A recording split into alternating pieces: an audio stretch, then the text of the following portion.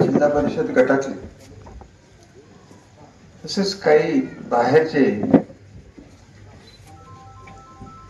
परंतु मी माझ्या आयुष्याचे 30 वर्ष ज्या भागासाठी संपूर्ण लक्ष आणि राजकीय ताकद विशेष करून आपले ते आंदोलन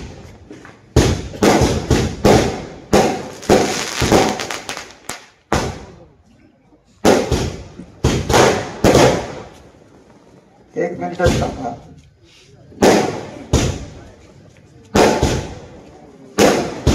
किती असतो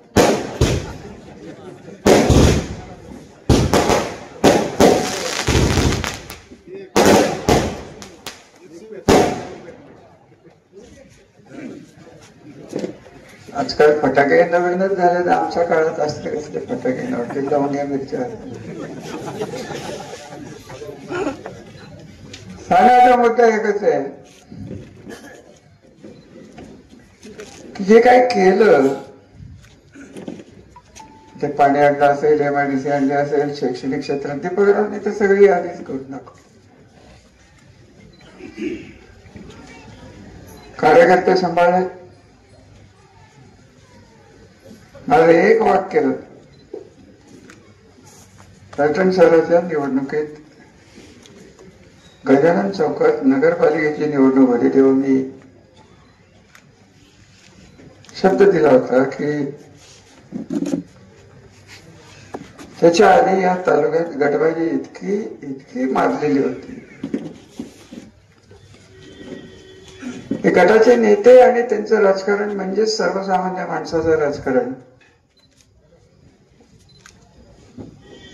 त्यांचं राजकारण म्हणजे पाण्याचे प्रश्न त्या काळात भीषण होते.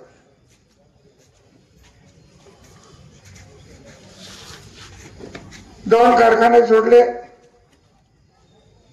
तर कारखाना नव्हता तुमच्या भागात तर गव्हासारखी 2-4 गावं विहिरीवर बागात ज्यांच्या होत्या ते सोडले तर इथं ऊस नव्हते.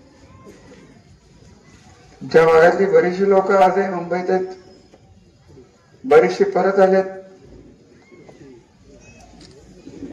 ही सगळी परिस्थिती आपण जेव्हा बघितली तेव्हा माझे चुलते कैलासवरती शिवाजीराजे म्हणजे संजयराजेंचे वडील त्यांना आम्हाला तिघांना एकत्र केलं. ते म्हणाले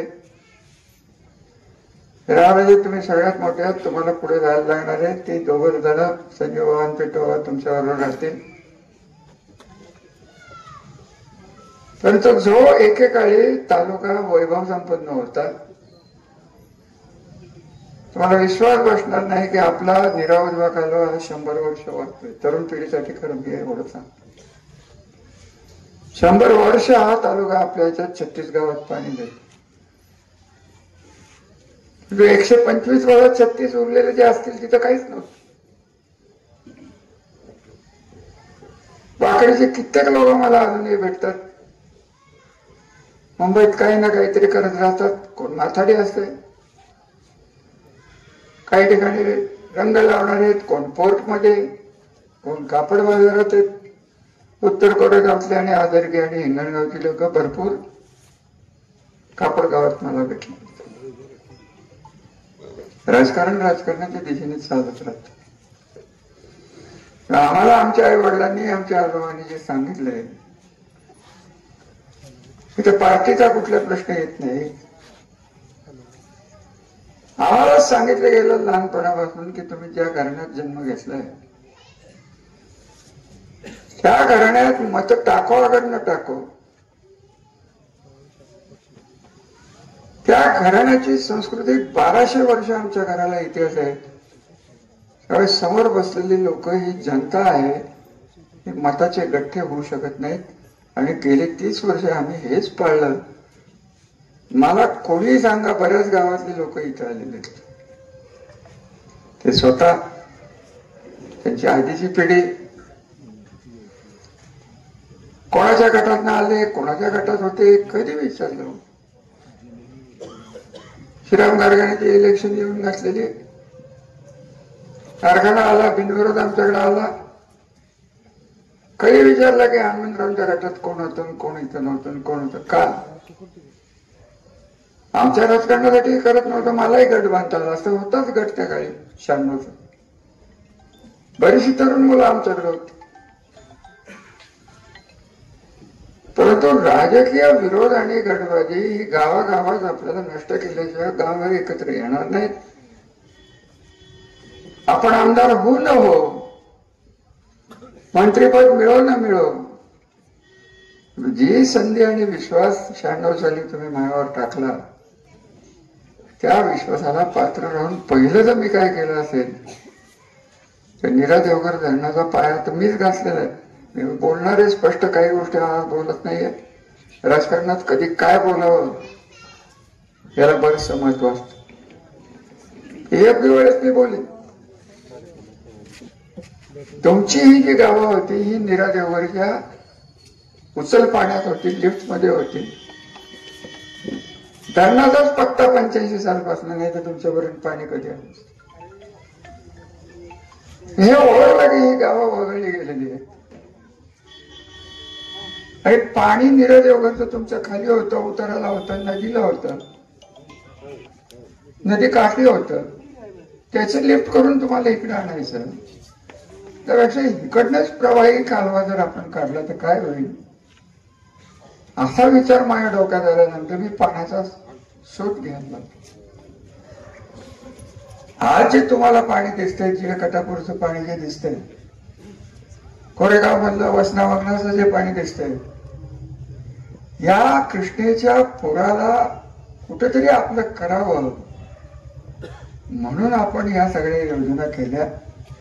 पुराचं पाणी हे पुढं कुठेतरी जाऊन कर्नाटकाने आंध्रात जाण्यापेक्षा आपल्या भागाला 4 महिन्यासाठी जरी आलं तरी एक पीक तर आलं असतं. एवढं तर नक्की. डावच असे पडले माझ्याकडनं त्यावेळेस की जरी कागदावर दोंबलकवडी धरणाचे 4 महिनेच आहेत, 4 महिने तुमच्या विहिरीच्या 4 घेऊन निघतायत. आता या पावसात झाल्या म्हणजे आधी अशोकराव तुम्ही बघताय, एकदा विहिरी 4 झाल्यावर तुम्हाला 8 महिने कधी बघायची वेळ आली होती. ढवळ्याचे पहिलवान लोक 2000 एकर ऊस वाखरीला किती आहे मला काय माहिती. हे सगळं कशाची किंमत आहे. तर राजकीय सत्ता ही तुमच्यासाठी वापरायचा आमच्या घराची जी संस्कृती आहे. आम्हाला पार्टी बिर्टी काय माहित नाही, आम्हाला तुम्हीच दिसते. पार्टी काय कोण नाही म्हणणार आहे भरण्याच्या पाण्याला, पिण्याच्या पाण्याला, शेतीला. मग तुम्ही म्हणला की आधी का नाही बनत, तेव्हा राजकारणावर केंद्र जास्त होतं. मी तुमच्यावर लक्ष केंद्रित केलं. तुमची पुढची पिढी बागायतदार कशी होईल बघेल, माथाडी कामगारांची जाणारी मुंबईचा ओघ कमी कसा होईल हे बघेन. मला तर आठवत आहे की 1996ला मी पहिल्यांदा मस्जिद बंदर मध्ये गेलो. मस्जिद बंदर मधली कोणतरी तुम्ही आला होता की नाही माहिती. गुलाबराव ढावळा खंडाळ्याचे तेव्हा तुमचे नेतृत्व. हे माझं जगताप सर नंतर आणि नंतर फार 96 सांगतो. तेव्हा सगळीच लोक होते. आनंदराव चव्हाण होते, दहेगाव जे 12 बांधणी झाल्या तेव्हा लोकांना वाटत नव्हतं ना आपल्याला टिकतील ना टिकतील. लोकांनी जो विश्वास टाकला त्याला पात्र ठरवून आज मी तुमच्या समोर उभा आहे. ते 8 महिन्याच्या 12 महिने कसं झालं, काही लोक म्हणतात मीच आणलं. आता त्याने कृष्णा नदी जरी मी आणली म्हणली तरी आपल्याला बोलण्यापर्यंत काय. कृष्णा नदीचा उगमच मी मागणीवरला केला असे जरी म्हणले तरी आपण काय बोलू शकतो. बोलणाऱ्याचं तोंड असतं.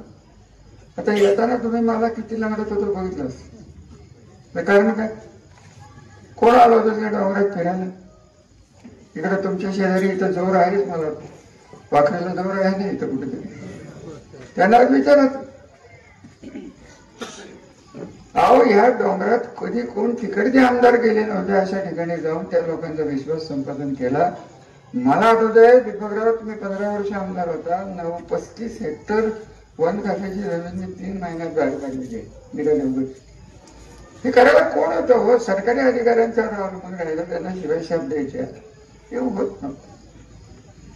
आणि त्या पलीकडे आपल्याकडे त्या काळात पैसेच नसते. इरिगेशन खात्याला मला आठवतंय 800 का 900 रुपये बजेट असायचं वर्षाला.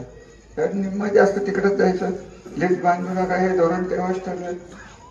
अहो आपलं कृष्णेचं पाणी वाया जाणार आहे, जर अडवलं नाही, जिरवलं नाही, वापरलं नाही.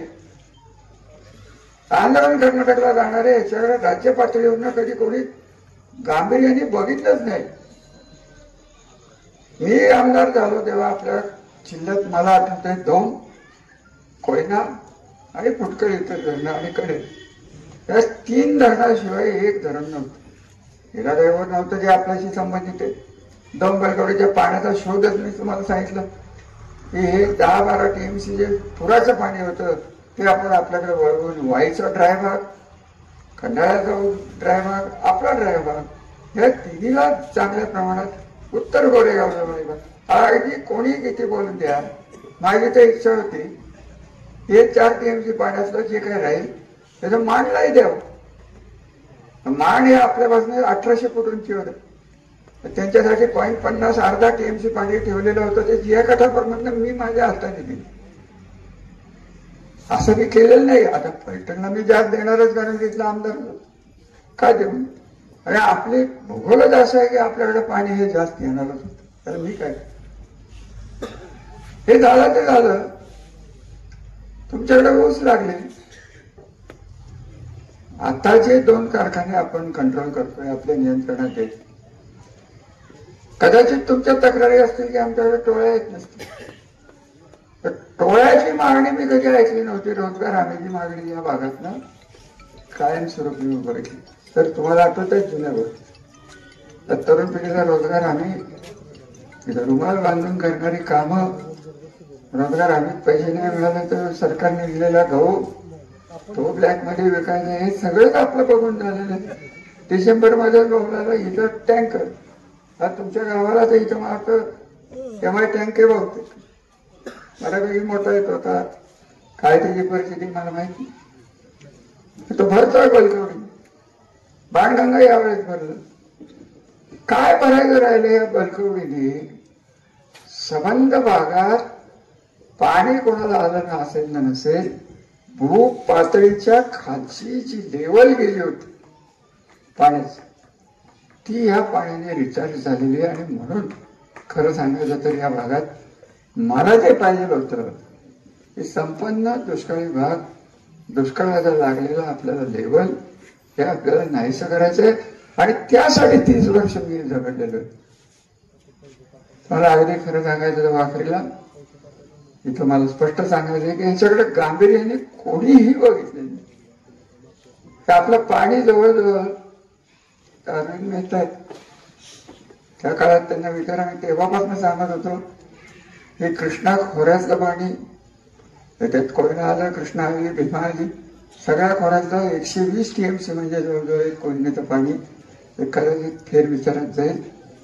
लक्ष दिलं नाही. आपण दिलं, राज्य पातळीवर निघाल, पैशाची तर सोय मी केली. 96 झाले, महामंडळाला स्थापना झाली. मला एक सांगा, सातारा जिल्ह्याच्या 8, 10, 5 धरणं जी काही दिसत आहेत त्याचं जे पाणी इकडे तिकडे गेलंय, ही जर कृष्णा महामंडळात रोखे काढून, रोखे म्हणजे काय, एक प्रकारचं कर्ज आहे.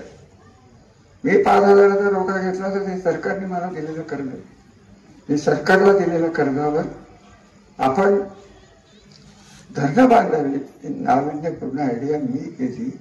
त्याची साक्ष मुदोदी क्लबच्या ग्राउंडवर मनोहर जोशींनी तिथं आले होते. इथं काही लोक बसलेत. इथं त्या काळातले आज जे बोलतायत की मी केलं, त्यांचे जन्मच नव्हते ते. तो तर विषय सोडून दे. त्यांच्या आधीची पिढी मला अजूनही आठवतं. स्टेजवर मागे बसले होते, ऐकत होते.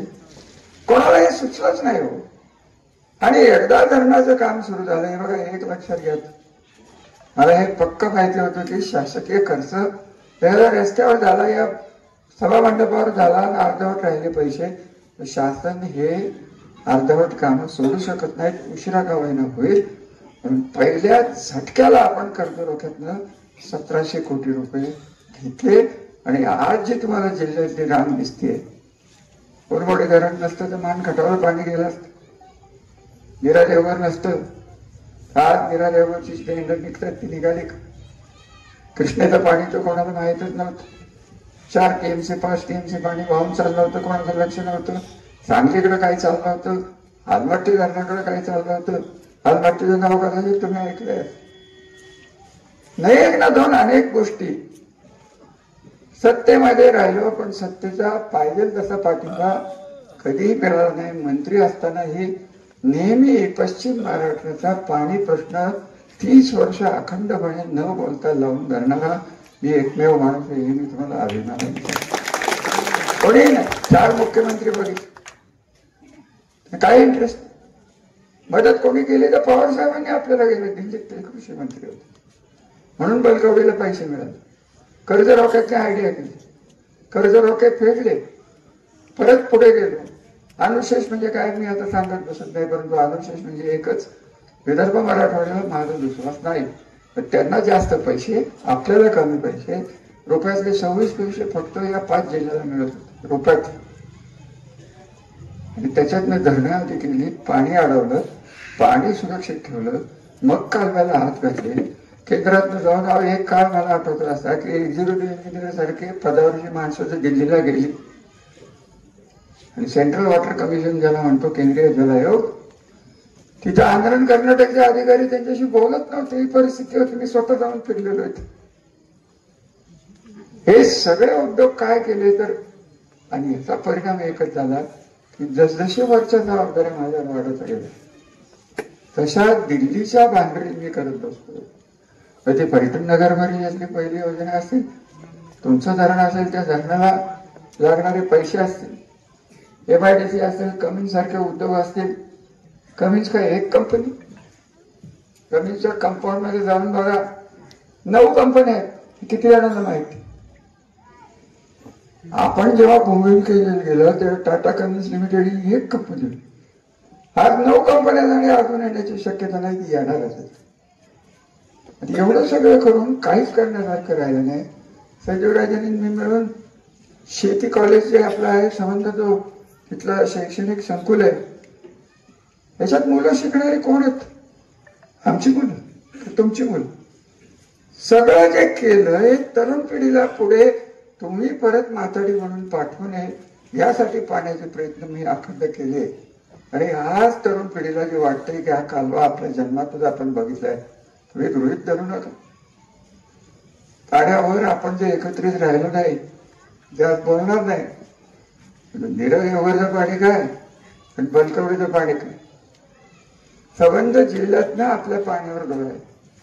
त्याच्यातला हिस्सा आपल्याला कसा मिळेल त्याच्यावर राज्यातले नेते, आणि त्यांना करण्यासारखं काही राहिलेलंच नाही. 7 झालं. 8.5 TMCचं नीरव योगर धरण 12 TMCचं धरण कसं केलं. आज तेच म्हणतात मी केलं. म्हणाला काय त्यांनी काय उद्या ते म्हणाले की जगाची निर्मिती मी केली तरी बाबा केली. आमचं काही नाही. तर त्यांच्यावर मी काय बोलायचं ठरवलं. मला जे करायचं आहे ते मला जे करता आलं, या तिन्ही क्षेत्रात शिक्षण, शेती आणि औद्योगिक कारण आहे. 91 सालपासून 85 सालपासून पवार साहेबांच्या मागे फिरणारा मी तरुण कार्यकर्ता. पवार साहेब नेहमी म्हणायचे, ते वाक्य माझ्या पक्क लक्षात राहिलं की शेती करणाऱ्या कुटुंबात एखाद्या 4 भाऊ असतील, एकाने शेती करावी, एकाने व्यापार करावा, एकाने नोकरी करावी, एकाने धंदा करावा. थोडक्यात निसर्गावर अवलंबून कोणी राहू नये. संबंध कुटुंब वेगळ्या वेगळ्या सोर्सेस मधनं पैसे येणं, म्हणजे नोकरी असेल, व्यापार असेल, अमुक असेल, तमुक असेल, ते माझ्या डोक्यात पक्क होतं आणि तेवढंच मी करून दाखवलं. आज मला आठवतंय की दुसऱ्या इलेक्शन मध्ये राजकीय टीका व्हायची की पुत्त्याचे बोगदे गाड्याच्या गाड्या भरून तुमच्या गावात गेले. आठवत असलं तर बघा. बोगदा दाखवलं तेव्हा वाटलं लोकांना की खरंच बोगदा. अहो बोगदा काय 8, 10, 14 बोगदे पाडून इथं पाणी आलं. हा समृद्धी मार्गाचा जवळजवळ 1000-1200 किलोमीटरचे बोगदे मला सकाळीच आठवण झाली तुमची. 8 का 10 बोगदे आहेत. आपण 10 का 15 बोगदे केले. पाणी होतं कुठं, आलं कुठं. पाणी आल्यावर जलपूजन झालं, कृष्णेचं झालं, मीरा देवघर आधीच झालं. मीरा देवघरची मजा मी तुम्हाला सांग. ब्याण्णव साली मी शिरोळला गेलो होतो. सुधाकरराव नाईक हे मुख्यमंत्री होते, अनंतराव थोपटे तिथले आमदार होते, मंत्री होते. त्यांचा या धरणाला पूर्ण विरोध होता. सुधाकर नायकांनी भूमिपूजन केलं हे शिरवळला केलं. नीरा देवघरच्या साईटवर जाऊन कुठलाही पोलीस बंदोबस्त न घेता ती साईट बघणारा मी एकमेव माणूस आहे, एवढं लक्षात. हे सगळं करताना मला कधीही काही भीती वाटली नाही. पोलिसांच्या गाड्या 2-2, 4-4 फिरतातच. ज्यांच्या बाजूने समाजाला भीती आहे तेच पोलिसांच्या संरक्षणात. आता याला आपल्या दुर्दैवाने झालंय एवढं खरं. जे काही झालंय ते झालंय. अगं मला जे पुढचं करायचंय नेतृत्व असं पुढचं पाहिजे की मताचे गठ्ठे म्हणून न बघणारा माणूस मला या संबंधित तालुक्यात कोणी एवढं तुम्ही तुमचं ओळखा, मला नाव घ्यायला. ही लोक आज आहेत उद्या नाही. आज सत्तेच्या बाजूने आहेत, उद्या अजून 4-5 वर्षांनी सत्ता पालट झाला की पहिले जाणारे हेच इकडे असतात. मला बोलणं लक्षात ठेवा. आतापर्यंत त्यांनी 3 पक्ष बदलले, काँग्रेस, शिवसेना, परत काँग्रेस आणि आता कमल. हे सगळे उद्योग केलेले. तर तुम्हाला काय फायदा झाला? ते नेहमी म्हणतात की रामराजे सत्तेत राहिले. राहिले पण यांचं चांगलं करून चाललं, कुठे जात नाही. काळजी करू इथंच आहे. हे संपवल्याशिवाय मी जाणारच नाही. एवढं मी तुम्हाला पक्का. संपवणं म्हणलं की लगेच त्याचे काही अर्थ काढतात. संपवणं म्हणजे राजकीय दृष्ट्या संपवणं. बाकीचं काय नाही की आपलं जाहीर सांगितलेलं बरं नाही तर परत उद्या बातमी संपवलं. काय संपवलं? कोण कोणाला संपवलं? कोण कोणाला संपवतंय? राजकारण जय पराजय हे चालत असत. तुम्हाला कार्यकर्त्यांना सवय तर आली नव्हती पराजय म्हणजे काय. खरं का खोटं मला सांग. हा मुलाला लहानपणात तुम्ही राहिला, लहान मुलाला बघावं तसे 4-5 हजार कार्यकर्ते त्यांच्या हाताचे असलेले जपले. मग तुम्ही जरा संघर्षाला कुठेतरी कमी बोललो मी तर तुम्हाला आवडेल.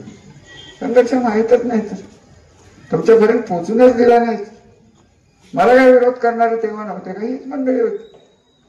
साखरवाडी कारखाना तुमचं किती ऊस साखरवाडीत जातो माहित नाही. साखरवाडीचे मायले चेअरमन हे फिरत असतात.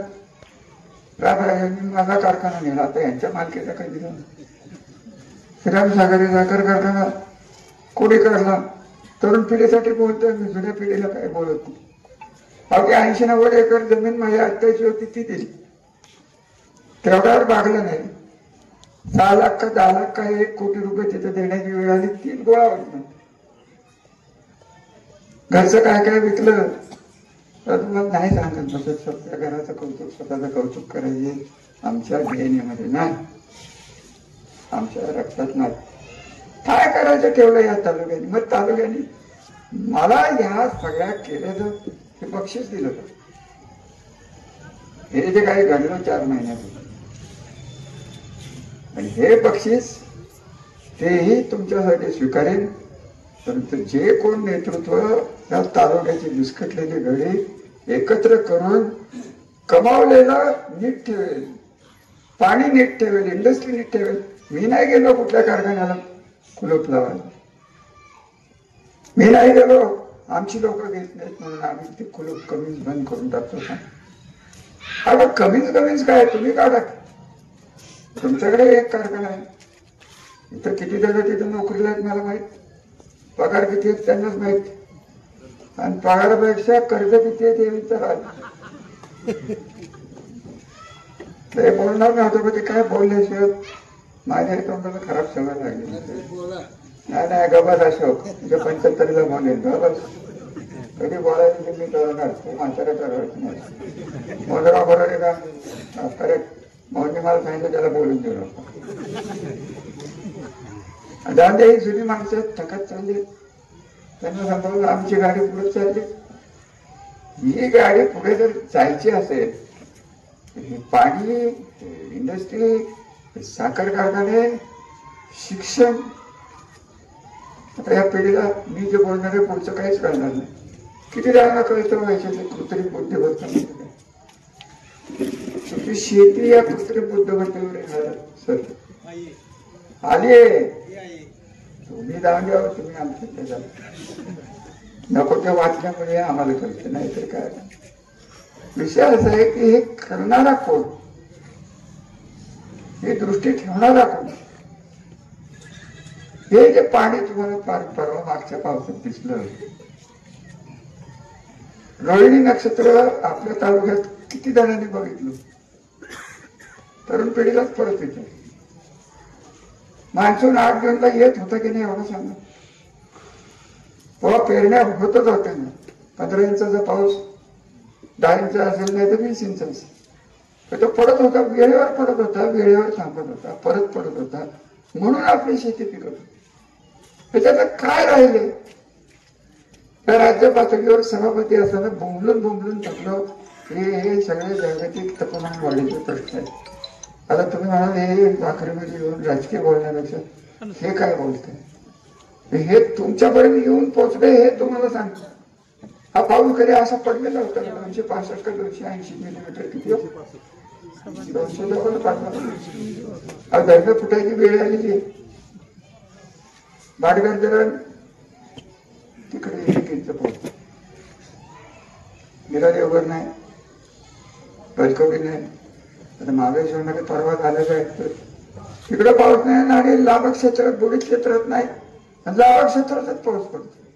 ते कशाचं लक्ष, वेळेवरचं लक्ष नाही. आपल्याकडे पाऊस कधी येत, गौरी गणपतीत येत, बरोबर आहे विष्णू, आपल्या विष्णू. तुला बघून मला काय ती आठवण येते कोणाला नाही. त्याला सुरुवातीला मी तेच म्हणायचं होतं, तुझं नाव काय म्हणायचं. जाऊन द्या तर जुने दिवस, तर जुने दिवस विसरून चालणार नाही, केलेलं ठेवणार नाही. अशी लोक तुमच्या उरावर येऊन बसली. तुम्ही तुमचं ठरवायचं, आम्ही शेवटपर्यंत लढणार आहोत. तालुक्याची घडी बिस्कटाची एकत्र आणणार आहोत आणि त्याची सुरुवात या भागात नवनाथ पाटलांनी केली. त्यापासून मी हृदयापासून तुमचं आभार मानणार आहे की इथं आम्ही येत नव्हतो. मी स्वतः जास्त येत नव्हतो. संजीव बाबा नंतर आमदार हे तुमच्या संपर्कात जास्त असतात. मी तेव्हा सभापती होतो. नवीन पिढीला हे सांगायला लागणार नाही. हे जे आपल्याकडे गेलेत त्यांना माझ्या शुभेच्छा. आणि त्यांना एकच मी सांगेन की त्यांच्याकडे गेलेल्याचं कधी चांगलं झालंय असं एकही माणूस मला बघायला मिळालं नाही. परंतु मी आमच्याबरोबर होता, जे काही आमचं काय चुकलं असेल म्हणून तुम्ही गेला, झालं गेलं ते समुद्राला मिळालं, त्यांनी त्यांची वाट पकडली.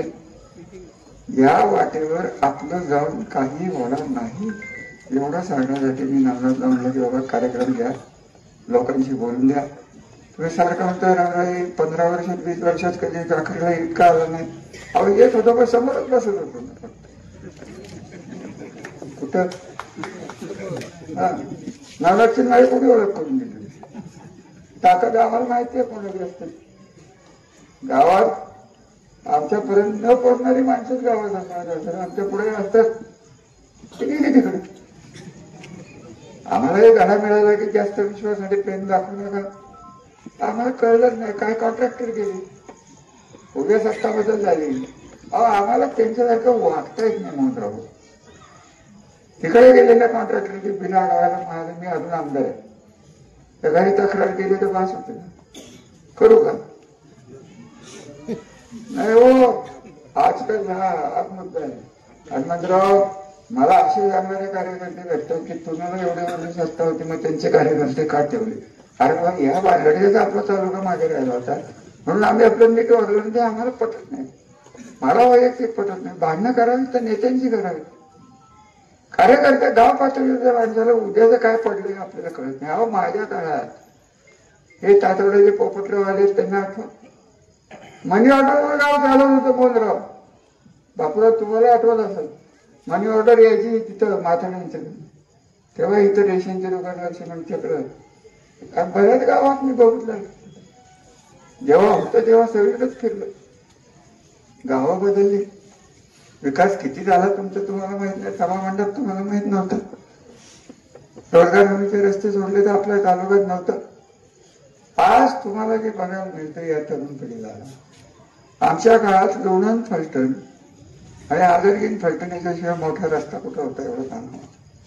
शिवाय जास्तीत जास्त फलटण पंढरपूर तोच रस्ता. आज दक्षिणोत्तर रस्ते किती झालेत ते कोणी केले? त्यांनी केलं. आज हिंगणगावला जायचं, शेरीच्या वाडीवर नाही जाता येते, आदरकीवर नाही जाता येते. उदाहरण म्हणून सांगतो, सासवडला जायला आजकाल तिकडनं जायलाच लागत नाही, मग इकडं नाही जाता येते, मग इकडे कर. अहो हे सगळं करायला वेळ लागला. सत्तेचा संधीचा तुम्ही दिलेला तुमच्यापर्यंत विकासाची गंगा पोहोचवणार का? पुढचा उमेदवार, पुढचा राजकीय नेतृत्व हे द्या. आणि ते मला दिसत नाहीये. आणि जोपर्यंत दिसत नाही तोपर्यंत मी माझा संघर्ष पार्टी फिरतीनंतर तुम्हाला लगेच प्रश्न पडतो पार्टी काय करायचंय तुम्हाला? मी अपक्ष आहे. काय म्हणणे पहिल्यांदा काय होतं आपल्याकडे? छत्रीच होते दिनकर काय होतं मला आठवत. तरुण पिढीला वाटतं पार्टी मात्र 2 गाड्या मागं, 4 गाड्या मागं, 5 गाड्या डोक्यावर मागं ॲम्ब्युलन्स. असं नाही. मी केलं. 15 वर्ष मंत्री होतो. राज्यात माझ्या एवढ्या जिल्ह्यात आपल्याला मंत्रीपदच कोणाला मिळालं नाही एवढं लक्षात. तर राज्याचं माझ्यावर सोडा. त्यावेळेस माझा एका सगळे दिवस करायचे आपल्याला बघायला लागले नसते. परंतु झालं ते मागे वळून बघायचं नाही. संघर्षाची पावलं टाकायला लागणार आहे. संघर्ष हा तरुण पिढीच्या शक्तीने आपल्याला घ्यायचा आहे. नवनाथजी तुम्ही आलाय, तुमचं स्वागत. तुमच्या घरात दुर्घटना झाली माझी देवपणाची ओळख नव्हती. हे असतंय, नशिबात लिहिलेलं असतं, त्याला आपण काय करू शकतो. हे सगळं दुःख विसरून गावाच्या भल्यासाठी आणि दुष्काळी भागाच्या गावासाठी तुम्ही आज आमच्या बरोबर आलेला. काही लोकांनी यांना दम भरले. मला माहित नाही ते तुम्हाला बोलले की नाही. ते असं होईल ते तसं होईल. काय होत नाही. एडी आलं तरी बाहेर काढतो. काय होत काय हे असते दम.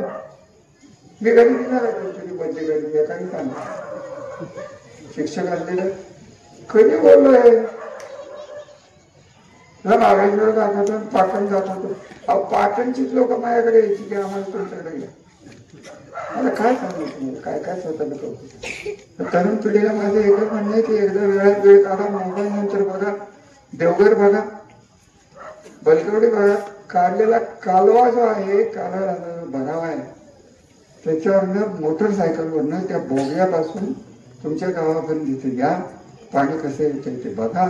आणि त्याला कोणी केलं हे तुम्हीच तुमचंच ठरवा. मी तर म्हणणार मी केलं ते कारण मी केलंच. पाणीच माहित नव्हतं वलकवडीचं कोणाला. हे पुराचं पाणी 10-12 टीमची शोधलं मी. मला लोकांनी वेळाच काढलं त्या काळातल्या नेतृत्व. नाव नाही सांगत बसत ते गेले लोक. त्यांनी कधी बघितलंच नव्हतं. मी तुम्हाला सांगितलं ना, कांबेऱ्यांनी कोणीही औद्योगिक करण्याकडे बघितलं. 2 कारखान्यावर किती लागले असते? 6,000 मुलं कमिन्स मध्ये आहेत की नाही सांगा. किती कमिन्सची मुलं आली. हे पोरं असे चावटे. शिफारस करणार दिनकर चव्हाण, लावणार मी, आणि लावल्यावर उलटा जाणार तो. शिफारस केलेल्या माहिती नाही आपण कोणाची केली आम्हाला तर माहिती असायला प्रश्नच होत. ते फक्त सांगितलं एवढं करायचं केलं. आणि ही परिस्थिती होईल आलेली म्हणून पोरं 15-20 झाली तर डोक्यात फिरते नाही. अहो गाव पातळीवर तुम्हाला त्रास झाला, आपल्या गटानं तो नाही. अरे बाबा शिफारस मी केली होती, करणारी तुम्हीच. तर ती सगळं आपण सुधारलेले. आता ते होतं असं बोललो की लगेच विरोधक फक्त रामराजेंचं ऐकलं जातं. अरे रामराजेंनी आणलं म्हणून ऐकलं जातं. तुम्ही काय केलं एवढं सांगा ना. अरे त्यावर नाही म्हटलं तरी मी बोलणार नाही. मला काय त्यांच्या नादाला लागायचं नाही. पण तुमच्यावर बाकी माझा एक दोष आहे की बलकवडीचं पाणी तुम्ही घेताय. तर ज्या खाजगी कारखान्याला त्यांचे कारखान्याची जी सगळी मडेगा काय होती ती धुण्यासाठी कारखान्याला बलकवडीचं पाणी नेणार आहे. एक रोटेशन संपवलं तेवढं इतक्या गावाला पाणी मिळतंय. पण एखादी शब्द काढत नाही म्हणून हे गेल्या सांगा, त्याला कोणाला माहिती आहे पैलवान गेला की नाही एवढं सांगा. आणि तुम्हालाच ते पटत असलं मी तरी काय करणार. मी काय माझ्याकडे आलो तर मी बघणार, दुसरं काय करणार. त्याही काळात आम्ही आमचं लेवल सोडली नाही, आजही आम्ही लेवल सोडणार नाही. आणि ज्यांनी लेवल सोडूनच राजकारण केले त्यांचं राजकारणात तिथं टिकणार नाही. आणि हे न टिकवण्याचं काम माझ्या राजकारणासाठी मला नको, तेव्हा मी पाहण्यासाठी मतं मागेल. आता केलंय ते वाचवण्यासाठी तुम्हाला मतं मागायला लागेल. आणि अशा वेळेस नानाजी आपण आलात, परत एकदा आपल्या आणि आपल्या कुटुंबाच्या आणि आपल्या सर्व कार्यकर्त्यांचे, आम्ही कधीही कोणाला वाईट केलेलं नाही. कार्यकर्ते जे गेले त्यांना आता काय करायचं राहिलं एवढंच ना. हे नाव तर घ्यायचं नकोच. या तुमच्या गावात तुम्हाला आठवत नाही, मी 85 साल बसले समाजवादी काँग्रेस कुठं बसायचं तेव्हा ना बोल. हे सगळे जुनं आठवत आहे. पर्यटक आले, कोणाला काय बुद्धी सुचेल त्यांना दम भरले जातील. परंतु एक माझी विनंती, हे आमच्याकडे आलेल्या कार्यकर्त्यांना दम भरायचा प्रयत्न करू नका. मी जेवढा सरळ आहे तेवढाच वाकडा आहे. मी बोलणार नाही, परंतु कार्यकर्त्यांना जर दम भरले गेले तर तुम्ही कुठं असाल, काय असाल, कोण तुमच्या मागे, कोण तुमचा पक्ष, मी बघणार नाही. मी कार्यकर्त्याच्या मागे ताकदीने उभा राहून त्याला काय होणार नाही एवढं वाटतं. काळजी करू नका. जुनं बोलायला म्हणलं, तुम्हाला माहित नाही ड्राय भागात मी मांडव खडकला मी संत बाबा आलो तेव्हा आमच्याकडे माणूसच नव्हतं. बाय हे काय राहुल गल्लीची फलटणची पोर घेऊन आले आपल्या इकडे दरवेळेला झाल्या ना आमचं. आता ते या सगळ्या गोष्टीत आम्ही गेलो. आज मी पाय घालवले, आज मी 30 वर्ष वाया गेली. फक्त जे तुम्हाला मिळालंय ते टिकवण्यासाठी मी तुम्हाला मतं मागतोय. आणि आमचा अनुभव घेतलाय. आत्ताशी तुम्ही 4 महिने यांचे अनुभव बघताय. 5 वर्षे सत्तेतले खासदार होते, काय अनुभव होते, कधी काय बोलले. शेवटची 2 वर्षे उगाच ह्याला पण नारळ फोड, त्याला नारळ फोड, अमुक फोड. तुम्हाला मी आत्ता सांगून जातो, हे जे चाललंय नारळ फोडाफोडी, ही सगळी कामं आणि तो विकास आम्ही घडवलेला आहे. आम्ही ती यादीत आणणारी बाहेर आणि लोकांना सांगणारे की बघा तुमच्या गावातलं कोण नारळ फोडायला आलंच, त्याच्या जागी 2 दिवस तुम्हीच फोडून मोकळा का. काय आपल्याला सरकारी कामाच्या नारळ फोडायला बिघडतंय काय. आणि नाहीतरी लोक कुठं फार शाळे झाले पाहिजे मागणे. काही लोक असे दिसत आहेत, नारळ फोडा, नारळाचे पैसे, लाडक्या बहिणीचे पैसे, आणि परत पॅकेज आहे. पॅकेजने घोटाळा झालेला आहे. आणि पॅकेजची संस्कृती आपल्याला घालवायला लागणार आहे. पॅकेज ही भांडवल आहे ना, हे दीपकराव आपल्याला परवडणार नाही. आता तुमच्याच ग्रामपंचायतीत कुठं आणणार पॅकेज, आणा की पॅकेज. बापूराव शक्य होईल काय, तुम्ही आपलं व्यवहार येतात, तुमच्या स्वभावात नाही. आपण पिढीला बोलतो, त्यांनाच सांगायला लागणार आहे. जिथून आणायचं तिथनं घ्या. परंतु अशी काही अनुभव दिल्या की याच्याकडनं पॅकेज घेतलं, त्या माणसाचा उमेदवार जर पडला तर घरी येऊन वसूल करतात. एवढं पक्क लक्षात तेव्हा घेताना 4 वेळा विचार करा. आपलं मागच्या दाराने घ्या, पुढच्या दाराने घ्या. कुठेतरी चिटवा येतील, गावातले कोणतरी दाखवतील, इकडे 4 मतं दे 400, इकडे 10 मतं दे 1000. हे 1000 नाही परवडणार. ग्रामपंचायती इलेक्शन तर लागलं का नाही लागलं, तुमच्याकडे लागले की नाही माहित नाही. हे सगळं डोळ्यासमोर ठेवा की ही संस्कृती आणली कोणी. त्या 2 वर्षात 4 वर्षातच हे सगळं सुरू झालं.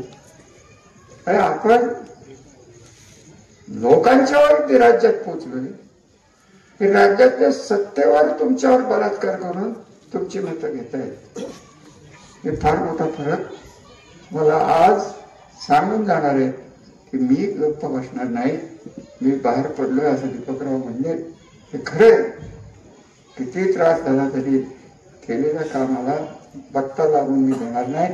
त्यांनी काय केलंय ते पुढचं सांगावं. ते आमचं काय म्हणणं नाही. शुभेच्छाचं चांगलं करा, फक्त आपलंच करू नका. म्हणजे काय केलं 25 वर्ष एक डेअरी काढली, एक कारखाना काढला, संपलं. तुम्हाला काय मिळालं? टाकता का होईल? बघताय का कारखाना? चव घ्यायची, चव घ्यायची आहे का? घेऊन बघा काय होईल. अहो आमच्याकडे पाटलाने केलेले पैशाचं नुकसान ते आज आमचं लोक खातायत. साखर पैसे राहिले कुठे? 17, 18, 18. पाटील म्हणतो माझा कारखाना घेतला. अरे बाबा तू बट्ट्यामुळे केला त्या कारखान्यात आणि परत तिथंच फिरतोय. कसं काय व्हायचं? आणि ज्यांनी केलंय मला जाणून साखरवाडी कारखाना मी लक्षात घातलं. कडे तो ओंकार बसलाय, तिथं बसलाय. त्याला कामगार, बागायतदार, पाटलांचे कार्यकर्ते, आमचे कार्यकर्ते सगळे मिळून खंडाळा गेस्ट हाऊस मध्ये माझ्याकडे आले. मी पाया पडले. म्हणजे राम राहिले हा कारखाना चालू केला नाही आमचे संसार. आणि म्हणून मी त्या भानगडीत पडलो. कारण श्रीराम कारखाना आणि ओळलेलं बरं झालं ते झालं, पण त्याच्यातनं बाहेर निघाला की त्याच्यावर केसेस, ह्याच्यावर केसेस. सध्या माझा वेळ फलटण मध्ये असलो तर सकाळी 10-11 पासून दुपारी 3 पर्यंत आणि संध्याकाळी 6 ते 9 पर्यंत फक्त केसेस. पोलीस, वकील, तुम्ही काळजी करू नका, सगळे माझी ओळखी. काय नाही, काय होत नाही. हो तू डरू नका. तुम्ही घाबरला ना की मग माझे हात मिळे पडतो. तुम्ही जोपर्यंत मागे आहात तोपर्यंत हे थांबवल्याशिवाय मी राहणार नाही. सुखसमृद्धीचे दिवस आले असताना ही काळी अवदशा कशी काय इथं आली आहे ते तुम्हालाच माहिती. कोणी काय केलं, कोणी काय केलं. आता मी काय त्याच्यावर जास्त बोलणार. कार्यकर्त्यांनी कसून बाहेर पडायला पाहिजे. लोकांना समजावून सांगायला पाहिजे की हे चुकीचं चाललंय. आज आपल्याला जो त्रास होणार आहे आज त्याचाच होणार आहे, बाकीचं काही होऊ शकत नाही. आणि तुम्हाला एक शेवटचं वाक्य माझं लक्षात ठेवा की तुमच्याकडं तुम्ही मत द्या नाही तर देऊ नका. आमचं घर जोपर्यंत या तालुक्याचं आणि जिल्ह्यात राजकारणात आहे तेव्हा लोकांच्याकडे बघताना आणि मताचे गठ्ठे म्हणून तुमच्याकडे बघणार नाही. विकत घेण्याचा आम्ही प्रयत्न करणार नाही. आणि त्यासाठी नवनाथजी आपले परत एकदा आभार. आपण एवढ्या मोठ्या संख्येने इथं आलात आणि मीही वेळेवर आलो ते फार महत्वाचं नाही. मी येतानाच बघितले की ताटं दिसली मला तिथे नाही असं नाही. तर ते भाषण ऐकायला किती आले आणि जेवायला किती आले ते पुढच्या इलेक्शनला कळेल आपल्याला. कशासाठी या कार्यकर्ते जुने भेटले, नवीन भेटले, तरुण पिढी भेटली, सर्व जाती जमातीचे भेटले, आनंद वाटला. आणि आज नवनाथ पाटलांचे परत एकदा त्यांच्या घराला शुभेच्छा. घाबरू नका, आम्ही बरोबर आहोत. गाव तुमच्या बरोबर येईल त्याची मला गॅरंटी आहे. धन्यवाद. भोजन नीट करून जा.